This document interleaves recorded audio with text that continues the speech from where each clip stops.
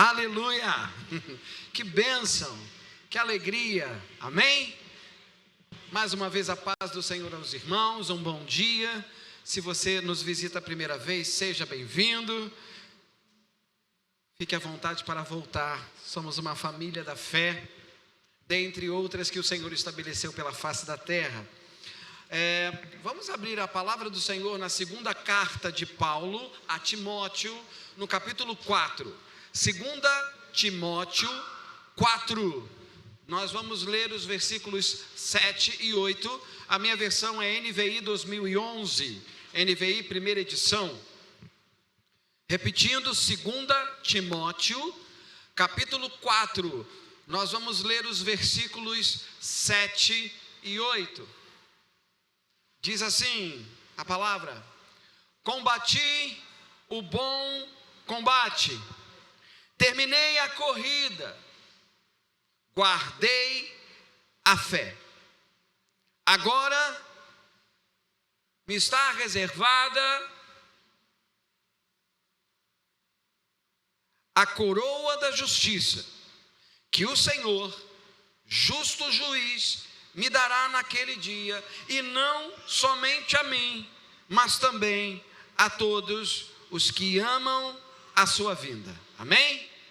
O tema da mensagem dessa manhã é a carreira da fé na arena da graça. Vou repetir: a carreira da fé na arena da graça. O texto base que nós lemos foi o primeiro, mas nós vamos estar aqui amparados por outros dois textos, que eu até vou ler, mas você não precisa acompanhar, mas se puder anotar, são textos complementares à mensagem dessa manhã. O segundo texto, visto que nós já lemos o primeiro texto áureo, está em 1 Coríntios 9, 24 a 27, e o terceiro texto em Hebreus, capítulo 12, versos 1 a 3. Qual é o propósito dessa mensagem? O propósito dessa mensagem, como o título já diz, é falar sobre a nossa jornada nessa vida, a nossa jornada nessa existência, entendida à luz desta mensagem, baseada nessas passagens, que a nossa existência não é qualquer coisa. Nós não viemos ao mundo por acaso, não estamos aqui de qualquer jeito, de qualquer maneira. A nossa existência tem um propósito, e a nossa existência, amparados por esse texto bíblico, com base no título dessa mensagem, é uma carreira, e é uma carreira de fé. Mas como é que a gente vive isso? Como é que a gente faz isso? E aí eu pego esse texto que está na segunda carta de Paulo a Timóteo, no capítulo 4, e essa carta é uma carta muito especial na história e no ministério do apóstolo Paulo, porque essa carta ela reflete um momento final do ministério do apóstolo. Nesta carta, Paulo está consciente de que ele vai ser levado. É muito importante que a gente entenda que na década de 60 do primeiro século, houve uma intensa perseguição provocada na região de Roma, por um imperador muito conhecido de nós, por todas as loucuras e atrocidades que cometeu, foi o imperador Nero. No primeiro século existiram duas perseguições, uma provocada por Nero na década de 60, e uma outra no final da década de 90 do mesmo século, provocada por Domiciano. Em todas essas perseguições promovidas pelo Império Romano, comandadas primeira por Nero e depois por Domiciano, ambos imperadores, nós tivemos baixas, nós tivemos perdas de grandes homens de Deus. Na perseguição de Nero, Paulo ele vai ser decapitado, e Pedro vai ser crucificado de cabeça para baixo, de acordo com os relatos da tradição cristã, com os anais históricos que nós temos. E na perseguição de Domiciano, o apóstolo João não morrerá por uma intervenção divina. Domiciano manda jogar o apóstolo João numa caldeira de óleo fervente, e ele sai vivo disso. Ele já é um idoso nessa época, e depois desse elemento de tortura que ele sobrevive, ele é desterrado, ele é exilado, ele é enviado para a ilha de Patmos, e só depois que ele tem a visão do Apocalipse. Você quer ver o Apocalipse? Eu não quero não. Estou brincando. Mas o que é importante da gente entender é que, olhando agora para essa passagem, para o contexto histórico da vida do apóstolo Paulo, no final do seu ministério, na década de 60, ele está para ser sentenciado à morte. Ele sabe disso. Ele está numa prisão, sozinho, e ele escreve ao seu mais estimado discípulo, que é Timóteo. E o que é lindo é que ele fala assim: traz Timóteo, vem depressa. Ele fala: vem depressa porque o fim está chegando para mim. Mas, ciente do fim de sua carreira, ciente do fim de seu ministério, ele vai trazer para nós algo que nos ensina sobre a jornada da fé. E ele diz que essa carreira da fé não é nada fácil, porque ele define que a carreira da fé é um combate. Diga: combate. Eu não sou fã de luta, não assisto boxe, não assisto MMA, mas tem a galera que gosta do fight, né? Mesmo com todo respeito a quem gosta, quem curte, mesmo você sabendo que ali é uma modalidade esportiva, que tem regras, que não vai ter morte, né? Não intencionalmente provocada, vamos dizer assim, ela pode acontecer acidentalmente. Quem gosta de MMA, os caras, aquilo não é brincadeira não, meu irmão. Aquilo ali não é carinho, aquilo ali é pancada. Então, quando Paulo fala: eu combati o bom combate, ele está dizendo assim: não foi fácil. Eu fui machucado, eu fui ferido, foi difícil. Teve momentos que acredito que o apóstolo Paulo, literalmente, porque ele apanhou nesse nível de ficar desacordado, ser chicoteado, né? Ele deve ter ficado igual o Rock Balboa, depois de tanto apanhar daquele russo, aquele que, né, que o Rock, quem tem uns velhos aqui como eu, né, que viu os filmes de rock, mas hoje todo mundo pode ver, porque está no streaming, então não tem tanta, né? Mas quem conhece Rock Balboa, é um dos personagens do Stallone, em que ele era um boxeador que apanhava, ficava todo deformado no ringue, mas de repente o cara, pô, e ali ele vencia a guerra. Então eu acredito literalmente que o combate não foi só numa dimensão espiritual, mas foi numa dimensão física, porque Paulo apanhou pelo reino. Ele apanhou por amor ao reino.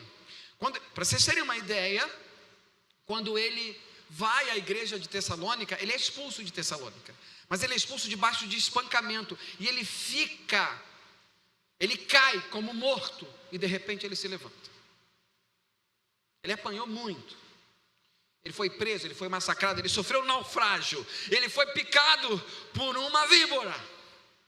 E antes de entrar em toda essa situação, diz lá nos capítulos 22, 23 e 24, 22 especificamente, quando ele está com os anciãos, os presbíteros de Éfeso, ele é instado, os presbíteros falam assim: Paulo não vai.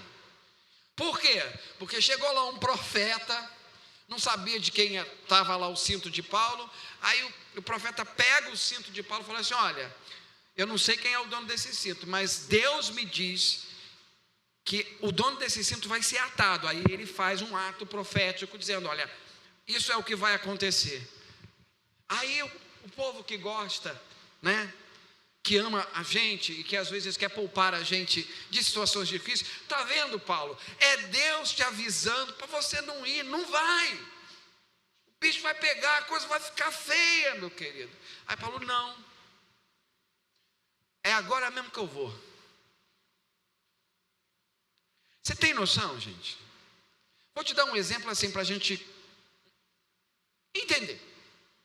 Imagina que você ora ao Senhor, e Deus fala assim: olha, eu quero que você entre no risca-faca, e você vá lá e pregue uma palavra de juízo ao chefe da boca, se ele não se converter. Você tem convicção de que não é da sua cabeça, que é Deus que te mandou. E aí a gente tem aquela ideia: não, se Deus mandou, ele vai entrar e ele vai sair e nada vai acontecer. Aí de repente você vem aqui para a consagração de manhã, aí o Senhor levanta alguém para falar assim: olha, o Senhor está me dizendo que você vai entrar lá e você vai sair quase morto. Se você for, o que te espera lá é violência. Pergunto para os irmãos: vocês iriam? Não precisa responder, porque isso, graças a Deus, é hipotético. Como a gente conta para as crianças, é um faz de conta. Mas é um faz de conta que quer transmitir para a gente um princípio, uma verdade. Paulo é como se fosse essa pessoa, falou assim: não, agora mesmo que eu vou. Mas o cara vai te esfaquear. Mas o cara vai. Mas Deus está mandando ir.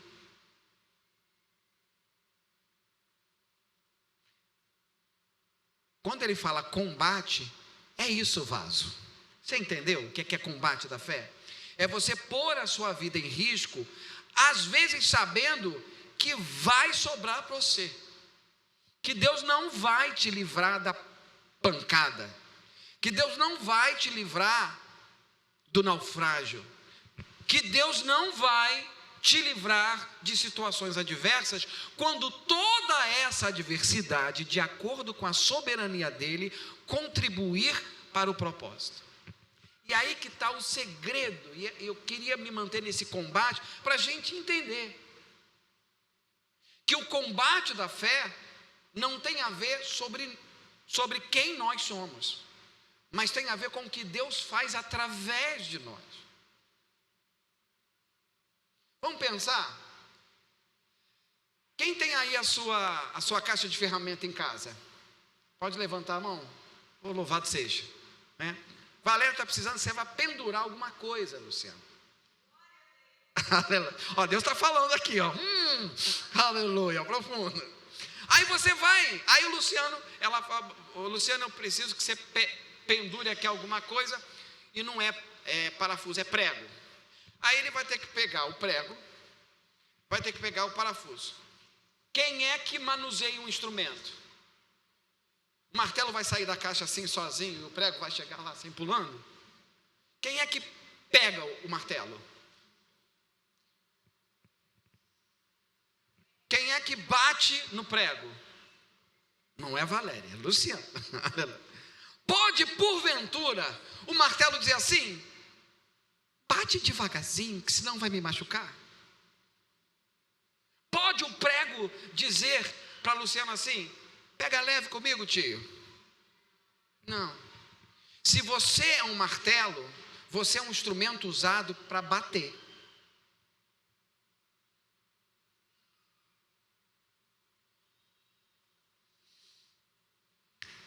Fazer igual um coach. Pegou o código?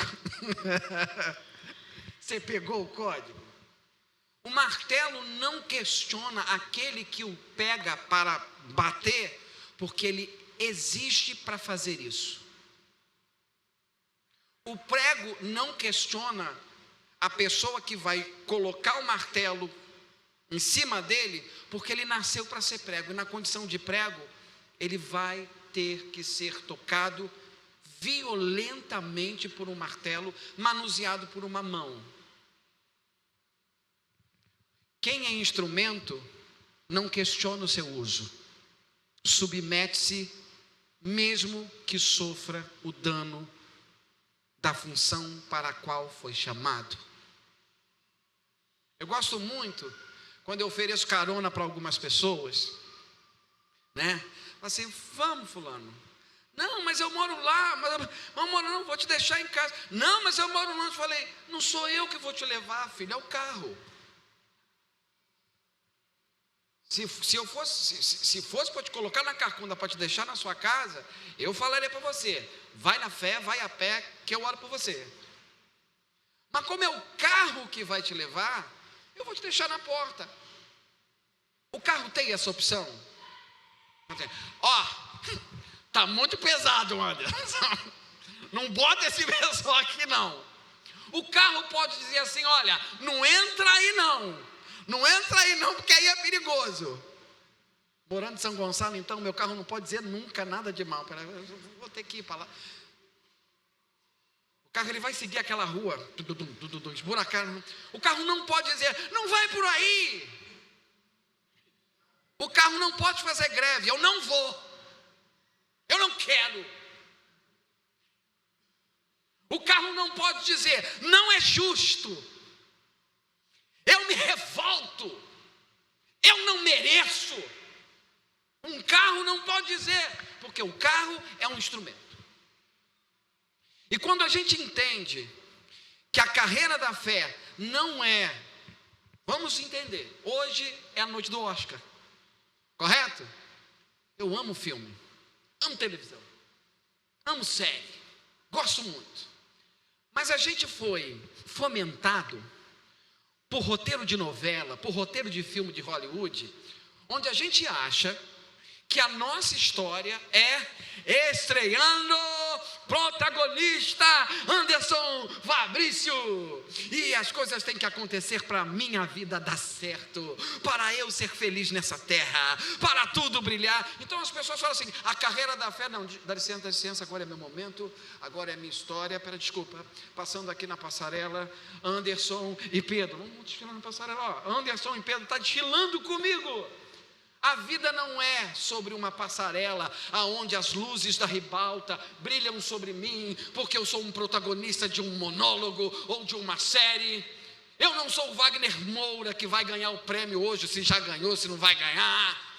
Eu não sou uma estrela de Hollywood que as pessoas têm que passar pelo tapete vermelho. E nem cantar aquela música problemática e herética da Damares. Quem me viu passar na prova e não me ajudou, com certeza quando me ver na bênção vai se arrepender, porque eu vou estar no palco e ele na plateia me assistindo. Isso não tem nada de Deus, isso tem do espírito do diabo.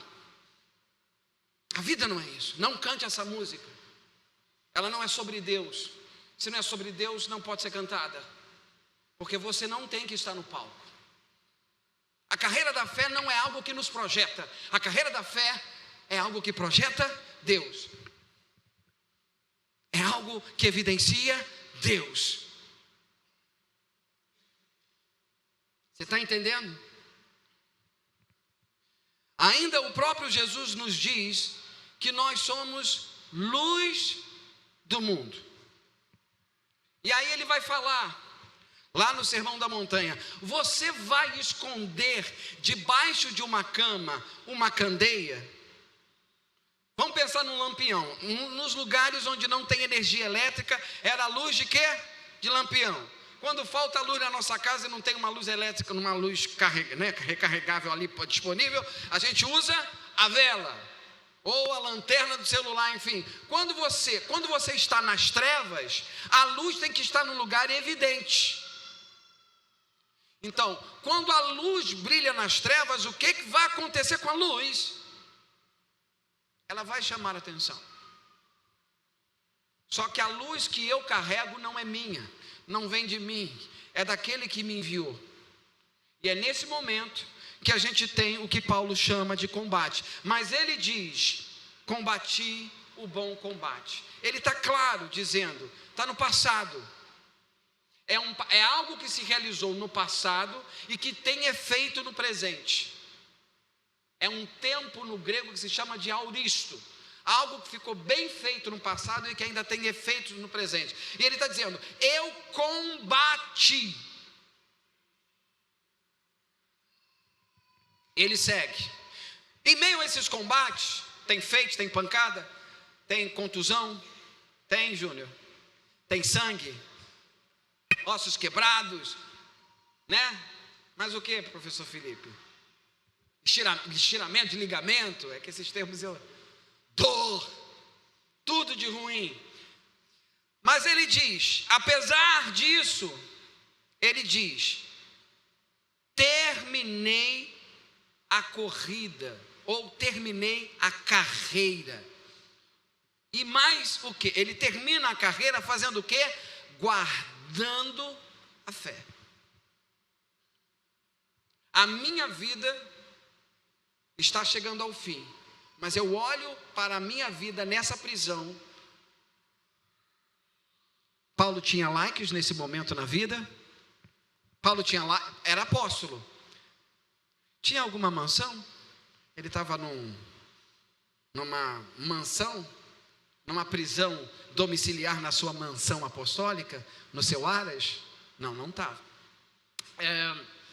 As pessoas estavam fazendo movimentos na frente da prisão de Paulo, falando assim: Paulo livre, Paulo livre. Estava isso?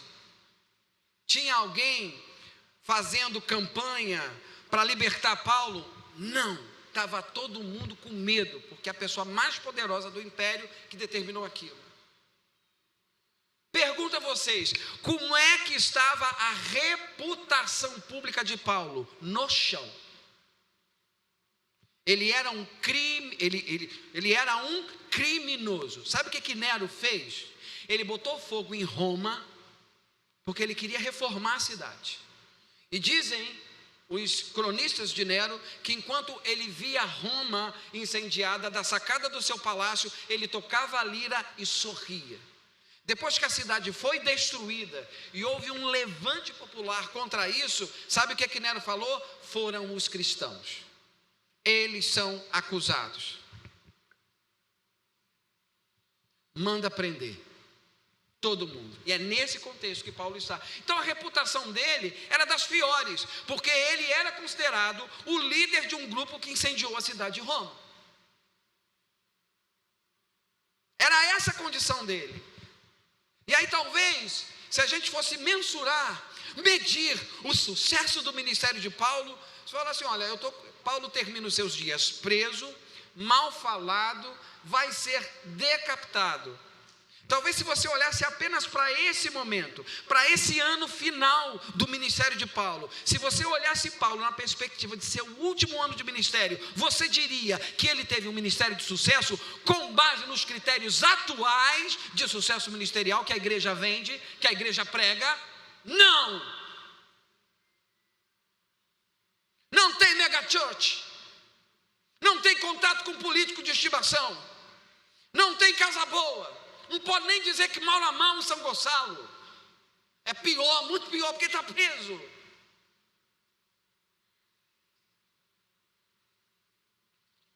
O que tinha de gente também, como tem sempre na nossa vida para falar o mal dele, aí tem sempre assim: sabia que não era de Deus. Sabia. Olha só como é que terminou. Se fosse de Deus, vou te dar um exemplo básico. Os fariseus chegaram diante de Jesus aos pés da cruz e falaram assim para ele: se tu és Deus, desce da cruz. Fez tantos sinais, salvou a tantos, não pode salvar a si mesmo. Então isso significa que ele é um fracassado. A cruz é justamente para essas pessoas que têm esses critérios materiais de sucesso, de prosperidade e de crescimento, vergonha. Paulo vai falar aos coríntios, logo no seu primeiro capítulo, que a cruz, ela é vergonha para os judeus e loucura para os gregos. E eu vou dizer para você mais ainda, o povo, assim, por conta de toda uma descrição, bota sempre Jesus com uma tanguinha. Mas Jesus foi crucificado pelado, nu. Você tem noção o que é um rabino judeu ser executado publicamente na cruz, nu, diante dos seus algozes? Foi o que Jesus fez por mim e por você, para que nós fôssemos redimidos. Os critérios da bênção de Deus sobre o ministério de um homem e de uma mulher, segundo os critérios bíblicos, não podem ser medidos por likes, dinheiro, articulações políticas, reconhecimento público. Isso não é critério bíblico de sucesso ministerial. Eu estou querendo dizer que com isso, que pastores e pastoras que hoje têm isso, não têm a bênção de forma alguma. Eu não estou querendo inverter a situação. Seria leviano dizer que pastores e líderes no Brasil e no mundo, que têm sucesso, fama, dinheiro, que têm uma boa condição financeira, que estão debaixo do domínio maligno. Não estou dizendo isso aqui. Mas eu estou dizendo que quando Deus olha dos céus para a nossa vida, não é isso a referência da bênção. A referência é a frutificação do ministério. A referência é a motivação do coração. A referência é a transformação do caráter. A referência é a convicção de que aquele que é chamado está ciente de que está vivendo o chamado. Porque a gente vai ter na Bíblia pessoas que ministraram nos palácios. Eu tenho Isaías, eu tenho Daniel, eu tenho José. Porque a gente precisa entender que ministério não é uma receita de bolo para todo mundo. Ministério, carreira e propósito tem a ver com a forma como Deus quer me usar. A uns Deus vai chamar para ser martelo, a outros Deus vai chamar para ser alicate, a outros Deus vai chamar para ser chave de fenda, a outros Deus vai chamar para ser enxada, a outros Deus vai chamar para ser ancinho, a outros Deus vai chamar para ser serrote. Para cada pessoa, a existência, a carreira, o contexto aponta para onde Deus quer que você vá, o que Deus quer que você faça, para quem Deus quer que você ministre. Não, e aí, digo para vocês, não importa se é homem, se é mulher, se é rico, se é pobre, se é brasileiro, se é estadunidense, o que importa é, Deus me chamou para quê? Onde eu devo estar? E mais ainda, que é o maior desafio para nós, e aí eu quero falar para nós individualmente. O Brasil é um lugar que não tem perseguição religiosa, tem oposição, é diferente. Nós temos Constituição, nós temos leis, e nós temos, amparado por lei, liberdade de expressão. Nenhum policial pode chegar aqui agora e mandar fechar o culto. Isso significa que nós temos sim garantias jurídicas e legais para operarmos. E aí eu estou falando isso porque existem lugares como a Arábia Saudita, como no Irã, como na China, que você não pode ter em lugares públicos prédios para receber tantas pessoas para fazer culto. Vocês sabiam disso? Que não existem mega churches no Irã, não existem mega churches na China. Embora a China seja a maior igreja do mundo, mas ela é uma igreja subterrânea.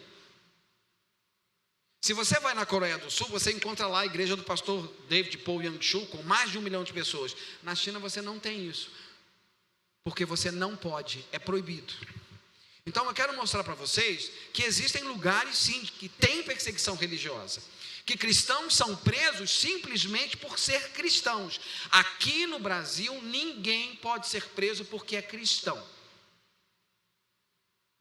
Então, no Brasil, eu falo com muita segurança, não existe perseguição religiosa. Eu reconheço a oposição religiosa, mas perseguição, comparado nos lugares onde há perseguição, o Brasil não vive.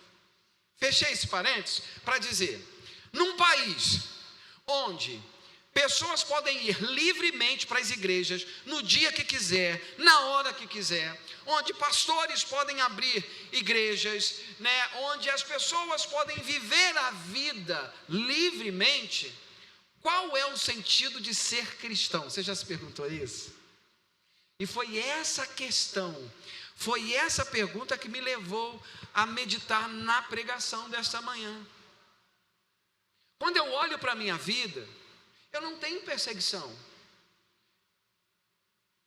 A minha vida se resume a casa, igreja, trabalho. Na minha rotina é isso que eu faço. Acredito que grande parte dos irmãos vivam essa rotina, de casa, igreja, trabalho, ou trabalhos. E aí você fala assim, quando eu exerço o meu chamado, como é que eu vivo a minha carreira da fé? Não tem essa pergunta? Por quê? Eu acordo, eu trabalho o dia inteiro, chego em casa cansado, almoço, janto, tomo banho, faço as minhas orações, durmo. O que eu vivi do meu chamado na segunda-feira? Eu não estou questionando e aqui não estou fazendo nenhum juízo de valor. Eu só estou levantando essa questão para que a gente pense. Nós vivemos todos os dias com tarefa, todo mundo tem tarefa. Valéria, quando levanta, quando ela desperta, pastora Valéria? Ela sabe o que ela tem que fazer naquele dia, de responsabilidades com ela, com Pedro, com Luciano, com João, com a casa, se vai ter que sair para algum lugar, para cumprir alguma tarefa. É assim que nós vivemos o dia a dia, e a vida segue. Aí eu pergunto, e o chamado? E a carreira? Aí você fala assim, mas não tem nada de emocionante. Você pode dizer para mim, não tem nada de emocionante. Não tem uma perseguição, não tem uma prova. Eu acabo, irmão, entendendo o seguinte, que quando eu venho para a igreja, eu estou vivendo o meu chamado. Eu estou sendo crente. Oi? Exato. Quando eu estou em casa e eu pego a minha Bíblia, eu oro, isso tem a ver com o meu chamado. Mas a pergunta é, você tem convicção do propósito da sua vida? Porque chamado, carreira da fé, não está ligado àquilo que a gente faz apenas dentro da igreja. Eu não exerço o meu chamado apenas quando venho para a igreja, por qualquer razão que seja. Eu não exerço o meu chamado apenas quando eu abro a minha Bíblia, faço a minha devocional, faço o meu estudo bíblico. Porque algumas pessoas têm até a visão distorcida de que assim, não, quem tem chamado é o pastor Felipe, porque o pastor Felipe tem uma responsabilidade na igreja, ele prega. O pastor Luciano, quem tem chamado é o Marcos, é o Vinícius, é a Rosana, que estão ensinando aqui. Então eles estão vivendo o chamado. Não, o chamado é para Karina, que canta. Não, o chamado é para Sueli, que ora. Ou quando ela está ali cozinhando maravilhosamente bem ali com a equipe lá, ela está vivendo o chamado. As pessoas atrelam o chamado àquilo que a gente faz, mas chamado tem a ver com aquilo que a gente é. Então a primeira regra é, chamado tem a ver com quem você é, não com o que você faz. O que você faz é consequência de quem você é na carreira da fé. E Paulo tinha essa noção. Por isso ele podia estar preso, ele podia estar no naufrágio.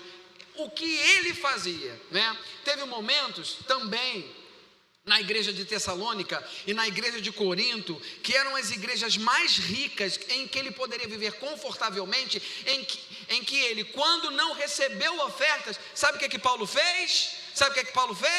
Ele tirava um momento do dia dele para fazer o quê? Fazer tenda, ele fazia tenda para vender tenda. Sabia disso? Está sabendo agora. Ele fazia tenda para vender tenda, porque ele falava o seguinte: eu estou aqui nessa cidade, não chegou grana, não chegou corvo, não caiu do céu, eu preciso de dinheiro para me hospedar, ninguém quis me receber nessa cidade, eu preciso então fazer o quê? O que eu preciso fazer? Eu preciso trabalhar para me sustentar nesse momento. Então o que eu sei fazer? Eu vou fazer tenda, faço a tenda. Aquela Priscila, vamos lá, vamos trabalhar, agora vamos vender aqui na feira, com o dinheiro, quanto deu? Então dá para a semana? A gente come. Então, agora vamos montar nossa rotina. Essa semana a gente faz a tenda aqui, vende tal horário, à noite a gente, ou à tarde, o sábado, enfim, eles tinham fala assim, Paulo tinha uma rotina também. Chamado é para quem tem rotina, chamado é para quem vive a vida, para mim e para você. Chamado não é só para pastor, não é só para missionário, não é só para diácono, não é só para obreiro. Chamado é para todo mundo. Mas como eu vivo o meu chamado se eu não fui consagrado, ordenado, e não me convidaram para estar no louvor, eu não faço nada na igreja? A primeira coisa que você precisa entender com relação ao seu chamado: quem você é em Deus, o que Deus te chamou para ser. Porque quando você descobrir quem você é em Deus, você entenderá o que você fará para a causa do reino de Deus, em qualquer momento da sua vida. E ele vai dizer que ele fez tudo isso, ele guardou a fé. Lá, para a igreja de Corinto, o mesmo Paulo, no capítulo, ouça por gentileza, 1 Coríntios, Acredito que eles vão projetar aqui, vocês vão conseguir acompanhar a leitura comigo.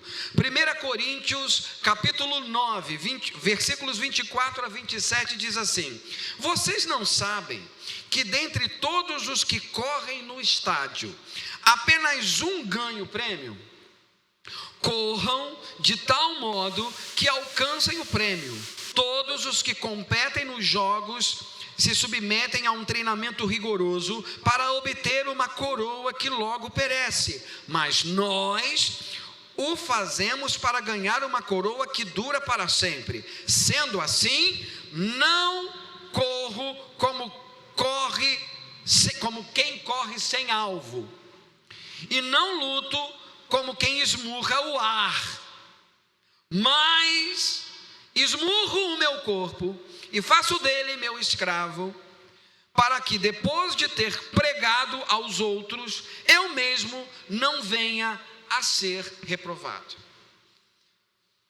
Saímos agora da carreira de Paulo no final do seu ministério e vamos olhar o conselho que ele dá para a igreja de Corinto sobre carreira da fé. Falamos de Paulo, agora vamos falar da igreja de Corinto. Por que eu quero falar da igreja de Corinto com vocês nessa manhã? Porque a gente tem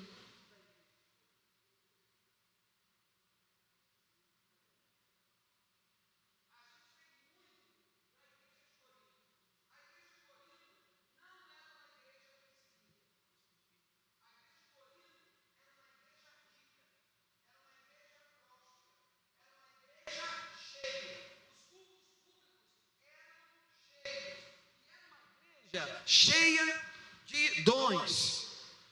Os dons. Então, como ela não era uma igreja perseguida, como ela é uma igreja que ia muito bem, obrigado, qual foi a tendência dos cristãos de Corinto, sem perseguição, sem provação, com a vida seguindo tranquila como a nossa? Eles tenderam a meninices, partidarismos, facções, se envolverem em causas que Deus não chamou, brigas judiciais, tendências político-ideológicas partidárias, querer ocupar os montes da influência na cidade de Corinto. Não tem nenhum lugar na Bíblia que isso se sustente. Não tem. Meu modelo é Jesus.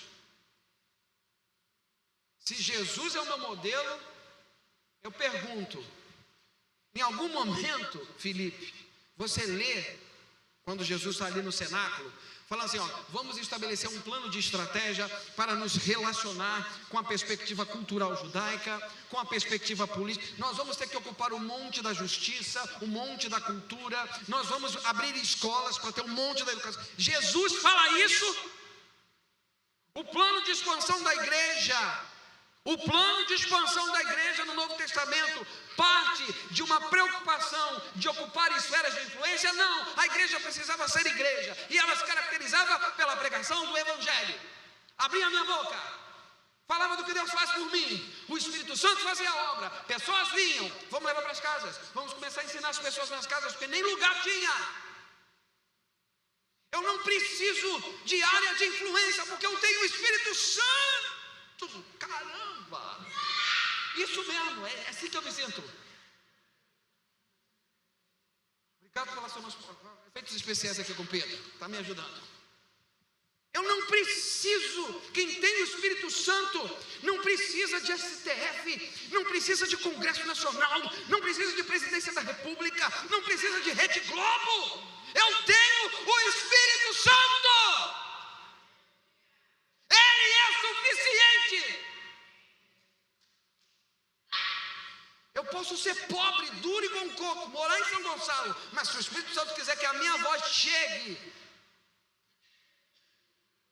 à elite europeia, o Senhor vai fazer acontecer. O Espírito Santo pode chegar, botar uma pessoa influente para bater na minha porta, falar assim, eu vim aqui porque Deus mandou eu ouvir a voz. Você tem alguma coisa que Deus vai me falar? Sabe quem viveu isso? Pedrão, Cornélio, influente, poderoso. Olha aí, gente. Quem tem o Espírito Santo não precisa se preocupar com Polícia Federal, porque até um anjo tirou Pedro da prisão. Então, meu irmão, se você for preso e Deus quiser tirar você da prisão, se você for duro como a mim, né? Se não tiver grana para pagar um advogado, se precisar, o Senhor manda um anjo abrir a porta da prisão.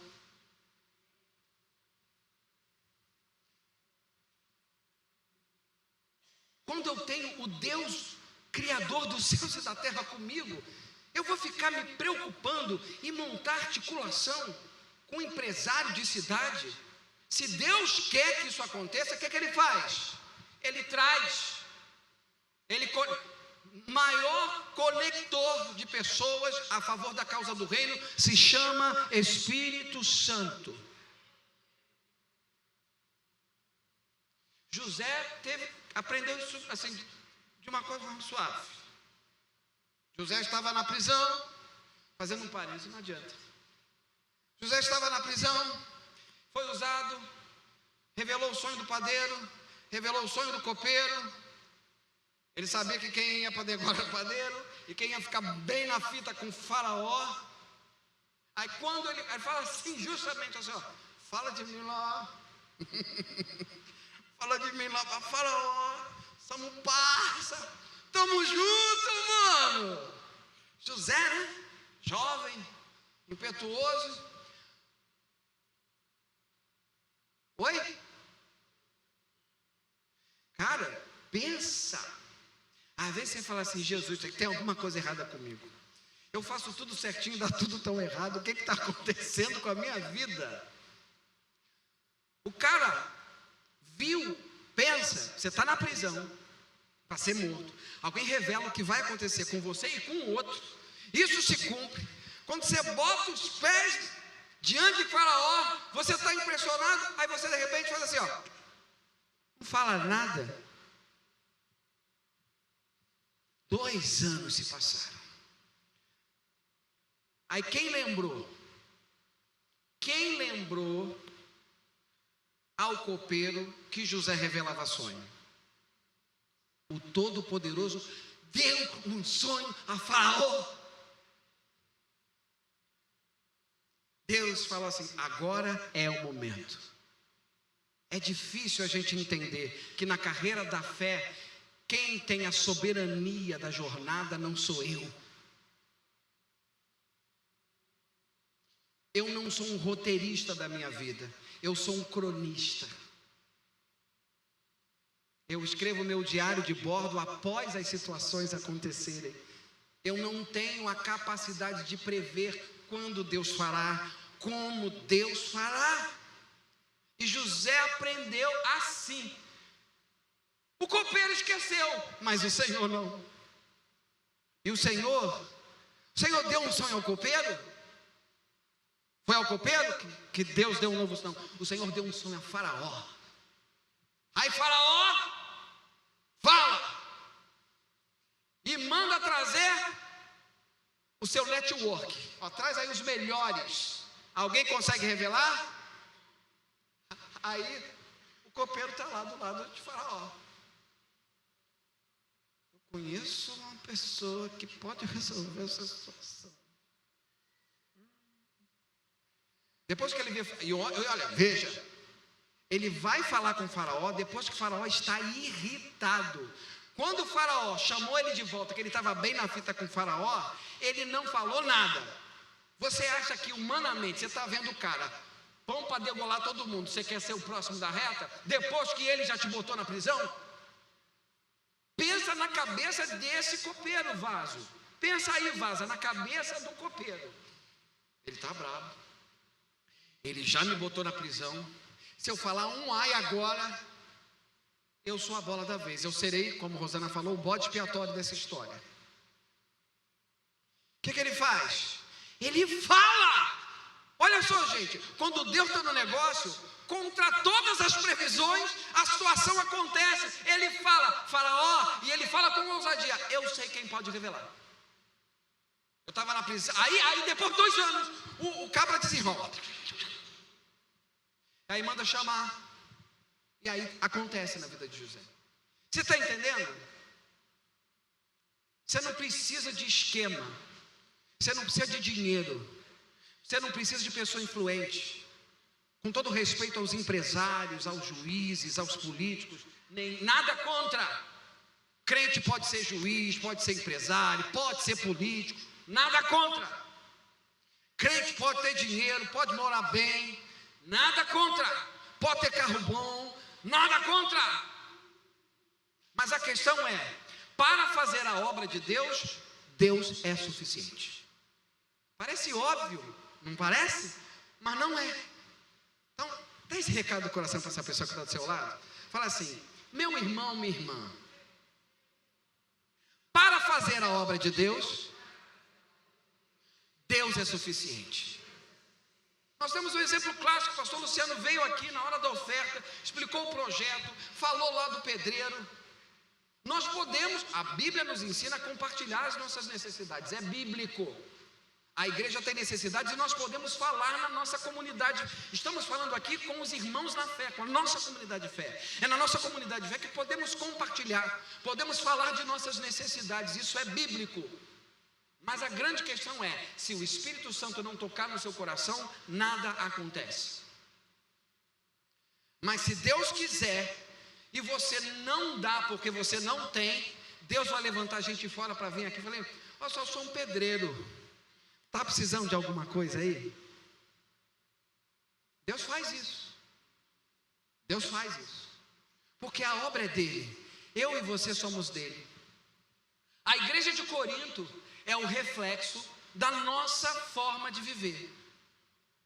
Mas aí talvez você possa estar se perguntando assim: mas e o oposto? Algumas pessoas podem estar se perguntando assim: não, mas isso vai se resolver. Vai baixar uma perseguição aí, os crentes vão apanhar, vão ser perseguidos. Aí eu quero ver quem é crente. Eu vou dizer uma coisa para você, eu vou te mostrar na Bíblia. Perseguição não é garantia de que você terá o caráter forjado.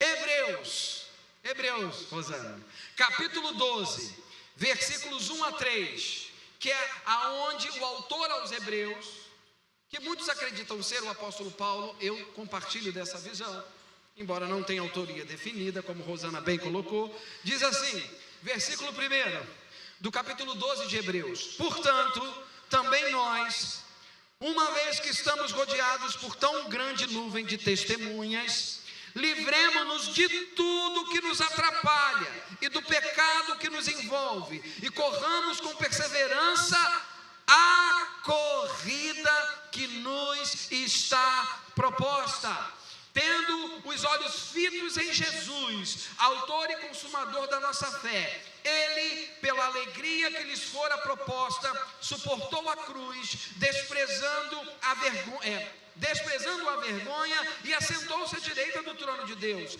Pensem bem naquele que suportou tal oposição dos pecadores contra si mesmo, para que vocês não se cansem nem se desanimem. A comunidade dos cristãos hebreus, para quem essa carta foi direcionada, que estavam espalhados pelo Império Romano, diferente da igreja de Corinto, passava por perseguição, inclusive perseguição dos seus próprios compatriotas judeus, que não aceitavam que eles, sendo judeus, assumissem Jesus como Machia. Este grupo a quem esta carta foi direcionada, diferente da igreja de Corinto, estava passando dificuldade financeira, estava passando fome. Paulo teve que levantar ofertas para ajudar a igreja em Jerusalém, para vocês terem uma ideia. É o inverso, eles estão debaixo de uma perseguição. Mas se a igreja de Corinto, ela é marcada pela obesidade espiritual, a igreja, essa comunidade dos judeus, dos hebreus, eles representam a igreja que sofria anemia espiritual. Por quê? Se a comodidade e o conforto levam ao relaxamento da fé e da doutrina, a perseguição religiosa, ela tem por parte daqueles que nos perseguem a estratégia de nos intimidar, de nos sugar, de nos calar, de querer, tira tudo que eu quero ver se ele vai manter. Tira. E Paulo fala assim: olha, vocês estão sendo perseguidos, mas Cristo também foi. Na sua corrida, o que está pegando aí não é o conforto, mas é o perrengue. Vocês estão cansados, desanimados pelo peso da perseguição, mas eu quero dizer para vocês que existe uma esperança, existe uma coroa que o Senhor tem para mim e para você. Se você chegar até o final, nesse estádio grego que nós estamos vivendo como metáfora nessa passagem, nós estamos rodeados das nuvens de testemunha que estão lá em Hebreus 11, a galeria da fé. Eles venceram pela fé, eles estão olhando e torcendo por nós nessa metáfora, e Cristo, que é o nosso maior exemplo, está lá, ó, e ele já chegou. Ele falava assim na linha de chegada: vem, você consegue, é possível perseverar, é possível se manter fiel, é possível não flexibilizar a doutrina, é possível em meio à perseguição sobreviver a esse tempo de escassez, porque o Senhor é contigo e é comigo. A carreira da fé se define pela convicção de que se Deus me chamou e me fez ser quem eu sou, eu viverei o que Ele quer e tem para mim. E aí a gente vai poder falar no final, como ele: combati o bom combate, teve fé, tenho cicatrizes no meu corpo, carrego as marcas de Cristo, gerei muitos em meio a dores de parto, mas eu não negociei a fé, eu guardei. E agora, quem está na linha de chegada para me receber é o Senhor. Vale a pena. Vale a pena. Mas os critérios são os bíblicos. A gente está vivendo hoje, queridos, diariamente, a cultura da comparação e da frustração. Você pega o seu celular, você navega pelas redes sociais, pelo Facebook, pelo Instagram, e o que é que você vê aí? Gente feliz. Aí você vê aquela pessoa que você não via há muito tempo, que começou no ministério junto com você, diante de uma igreja lotada, fazendo live, escrevendo livro. Você vê a felicidade dos outros e começa a se comparar. Olha só fulano, começou comigo. Olha só fulano, eu que evangelizei, olha como é que ele está, olha como eu estou. Você começa a se comparar. Isso é idolatria. Sabe o que significa idolatria? A palavra idolatria significa olhar para fora. É você querer se motivar com deuses que são visíveis. É você achar que a materialidade da vida, o tapinha nas costas, a despensa cheia, o bom emprego, a ausência de dor, de sofrimento, de enfermidade, isso é felicidade. Aí você vê fulano viajando, fulano no Beto Carreiro, fulano na praia, e fulano no avião, e fazendo live. E assim, vai lá no Coco Bambu, que eu não vou há muito tempo, tira aquela foto daquele camarão aí na Iracema, fala: ô Jesus, até quando? Ô Jesus. Vai no espelho, aquela irmã, sabe? Quando você conheceu, pobrezinha, a bichinha era brega, feia, mal arrumada. Pega lá no Instagram, você vê ela tirando foto, cabelo na escova poderosa, aquele vestido de grife, aquela maquiagem bem feita, madrinha de casamento no casarão, não sei das quantas. Aí você olha assim, fala assim: poderosa, hein?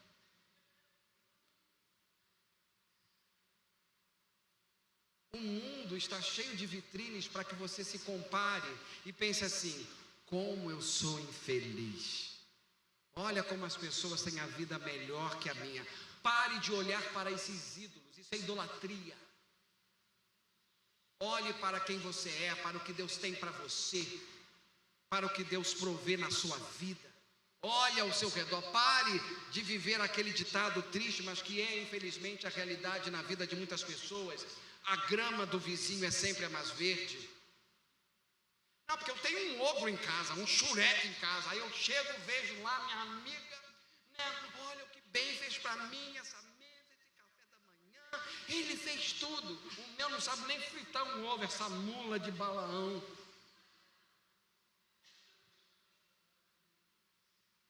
Ou então você, marido, que olha, né, aquela sua amiga falando bem, olha, eu estou aqui com o meu amor, olha aqui o que eu fiz para ele, tal. Pô, Jesus botou uma mulher iracunda, uma Jezabel do meu lado, que fica como goteira, só sabe reclamar da vida. Olha, eu queria uma dessa. Quando você perde o foco de quem você é, a vida perde o sentido real. E você entra num tédio, num vazio, numa mesmice. Quando você começa a ficar perdido, primeiro conselho, quando você não sabe o que fazer, não faça nada. Para de dar murro em ponta de faca, olha para dentro de você e vai buscar quem? A cruz de Cristo. Vai para os pés da cruz. Senhor, eu estou perdidinho. Fala com Ele. Ao invés de ficar reclamando da sua vida, da sua família, de você mesmo, do que você não tem, da onde você mora, de tudo que acontece na sua vida, fala com Ele. Senhor, eu estou perdido. Eu desanimei, eu estou frustrado, eu esfriei na fé. Quando eu comecei, quando o Senhor me chamou, era assim, assim, assim, assim. Aconteceu isso, isso, isso, eu perdi isso, isso, isso. Estou me sentindo assim, assim, assim. Não sei o que fazer, mas eu sei que o Senhor pode. Quando ninguém pode, muito menos eu e você, Ele pode. Ele pode fazer aquilo que vai trazer a sua vida para o eixo. Pode até ser aquilo que você não quer, mas é aquilo que você precisa. A diferença de falar de prosperidade e triunfalismo é que eu estou dizendo para você que Deus não vai fazer o que você quer, Deus vai fazer o que você precisa para trazer você para o eixo. E a roda do oleiro não é um lugar agradável de ficar. Você já viu alguém fazendo um vaso? Você já foi numa olaria? Não precisa ir não. Joga lá no YouTube. Olaria. Tu vai ver como é que um vaso é feito. O vaso disse que eu... Aí você vai entender quando eu te chamo de vaso. Quando eu te chamo de vaza. Ô vaza, ô vaza. Exatamente é isso que eu estou dizendo. Na roda do oleiro é que o ajuste é feito, filho. Não é uma coisa fácil não. Mas é necessário para nos trazer para o eixo. O eixo é o que dá sentido à nossa existência. Eu só consegui falar a página 1.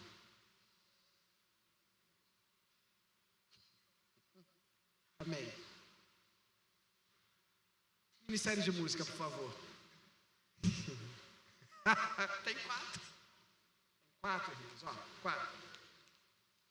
Eu só falei a 1. Amém. Irmãos, eu quero que você fique de pé. Eu queria que nós cantássemos uma canção e ao final dessa canção eu vou orar pelos irmãos.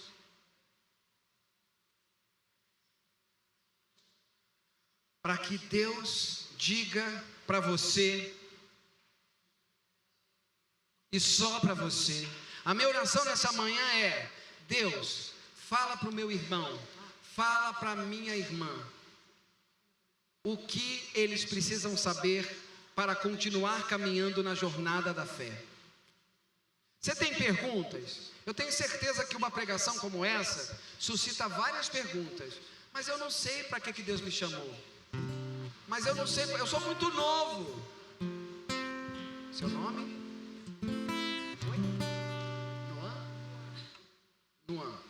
Nuan, quantos anos Nuan tem? Nuan tem 16. Tem idade para ser meu filho. Meu filho tem 18. Meu filho vive me perguntando sobre chamado. Pai, como é que eu faço para descobrir meu chamado? Meu filho tem 18, Nuan. Aí essa semana, olha a coisa linda.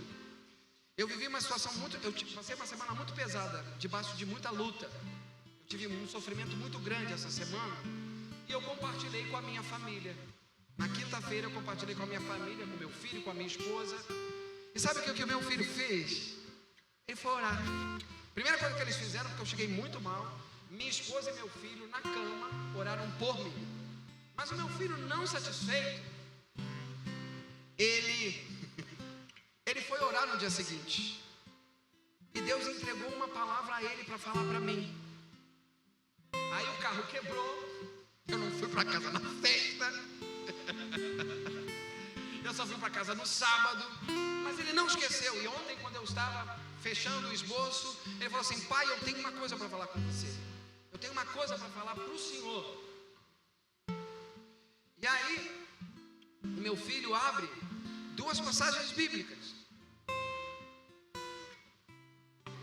Uma ele fala sobre José, e a outra ele fala sobre Isaías. Por isso que eu falei sobre José, porque meu filho pregou para mim ontem à noite.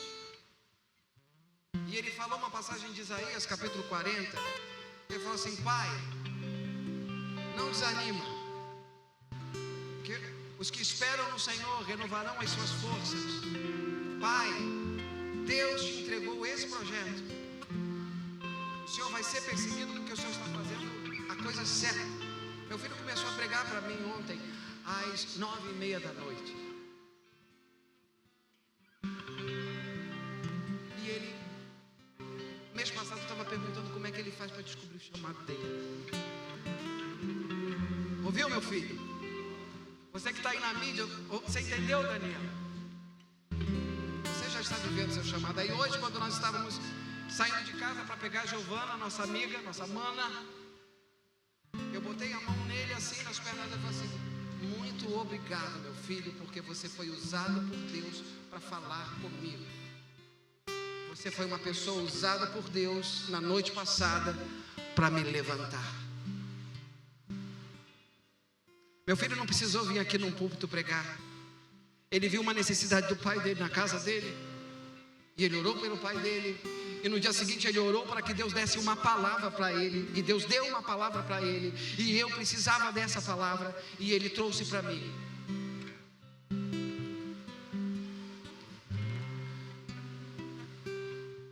Mas eu nem sei, eu estou começando agora. Mas Deus te falará, Deus te dirá. Não importa como você esteja, como está a sua vida nesse momento. O que importa é que a sua existência foi vontade de Deus. E Deus quer você para Ele. Amém? Sua história é linda. E Deus fará grandes coisas através da sua vida. Vamos fechar os olhos. Vamos cantar numa canção. E eu quero que você, não importa a sua história, eu quero que você abra o seu coração para: Senhor, eu me rendo. Pode fazer o que o Senhor quiser. Eu não preciso de nada e nem ninguém que não seja o Senhor para fazer o que Ele quer que eu faça.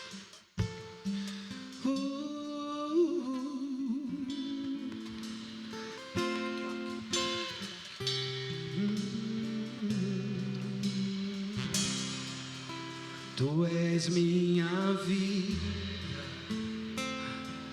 Jesus, és meu amigo. Fala isso para Ele. E a tua vontade, doce Espírito, meu alimento.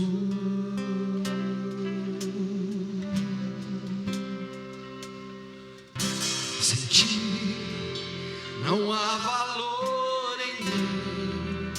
Sou como um vaso de barro, pronto a ser quebrado, para ser o que queres de mim.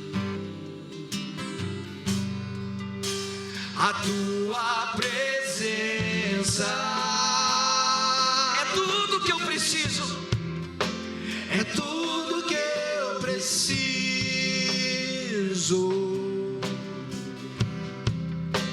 A tua presença é meu maior valor. Atrai o meu coração, atrai o meu coração.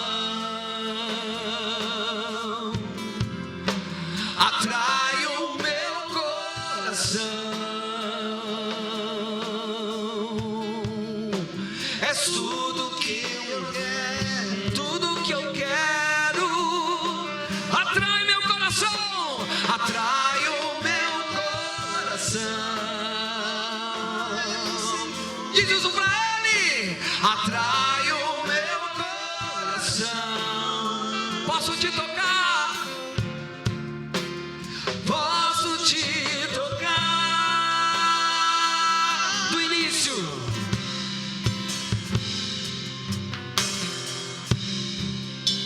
Tu és minha vida. Diz isso pra ele.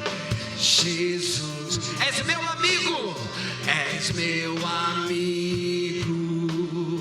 E a tua vontade, e a tua vontade. Doce Espírito, doce Espírito, meu alimento. Sem ti não há valor em mim. Sem ti não há valor em mim. Sou como vaso de barro, pronto a ser quebrado, para ser o que queres de mim. A tua presença, a tua presença é tudo, tudo que eu preciso. É tudo que eu preciso. A tua presença, a tua presença é o meu maior valor, é o meu maior valor. Atrai meu coração, atrai o meu coração, atrai meu coração a ti, Jesus. Atrai meu coração, és tudo que eu quero.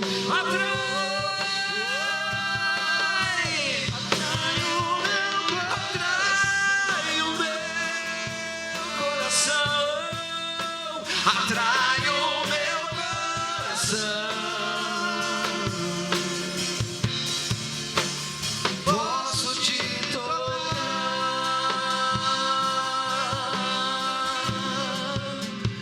posso te tocar. Toque em Jesus. Posso te tocar, posso te tocar,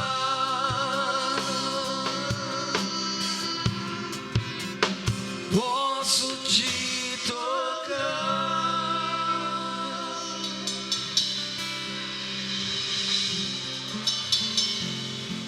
E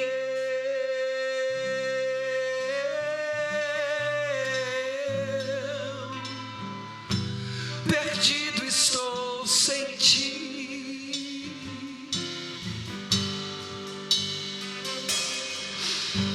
E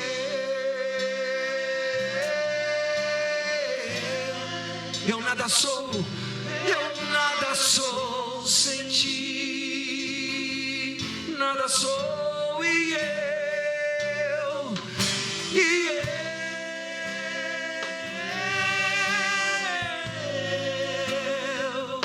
perdido estou sem ti.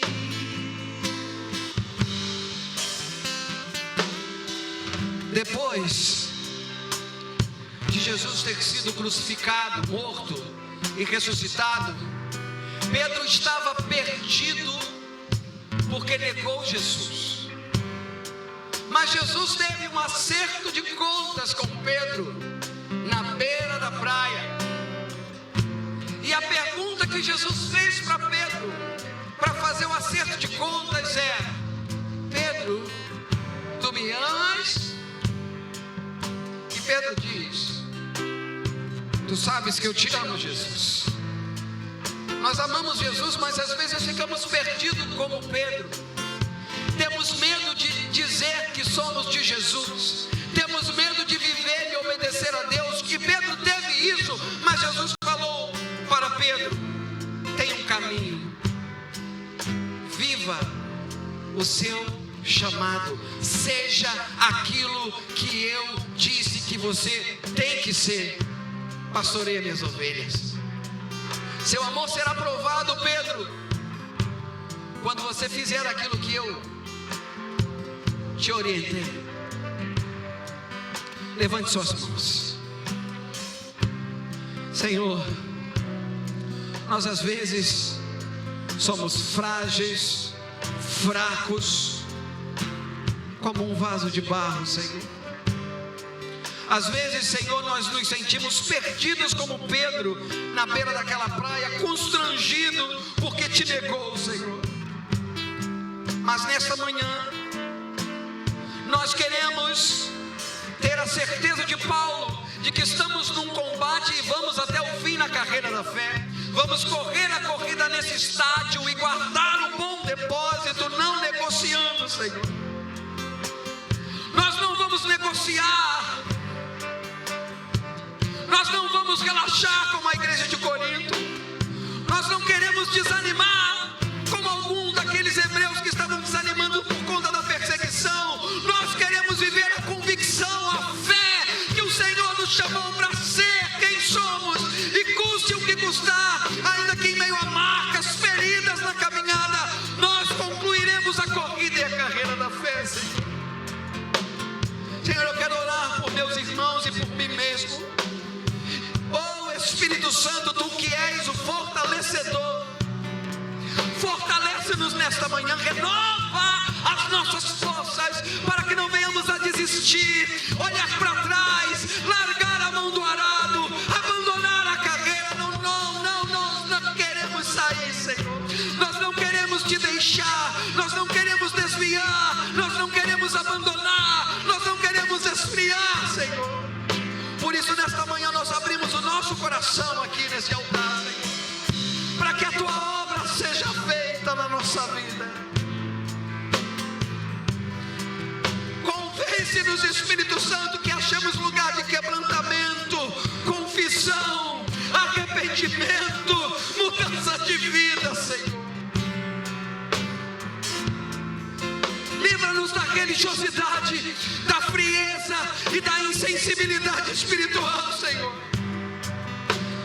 Aquece o nosso coração, Deus, assim como Wesley teve a experiência do coração aquecido. Senhor, vem aquecer o nosso coração esta manhã. Aviva a Tua obra em nós, para que nós possamos viver a carreira da fé e o chamado no nosso dia a dia, na nossa rotina, não só aqui, mas todos os dias da nossa vida, Senhor. É o que nós Te pedimos, em nome de Jesus. Pastora Viviane, você pode nos despedir nessa manhã?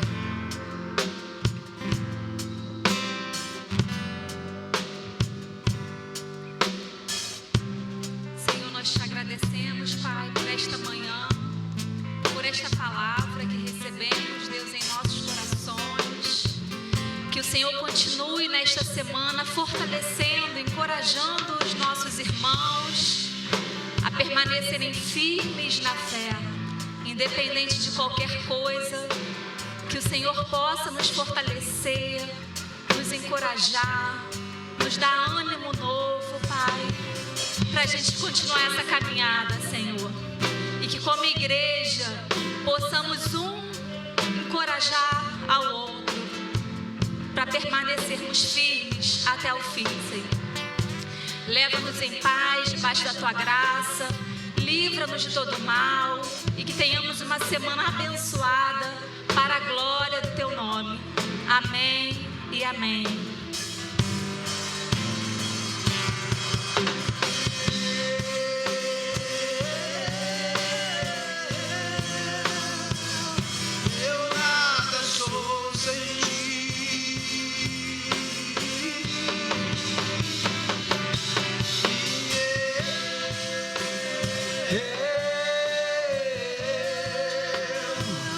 Perdido estou sem Ti.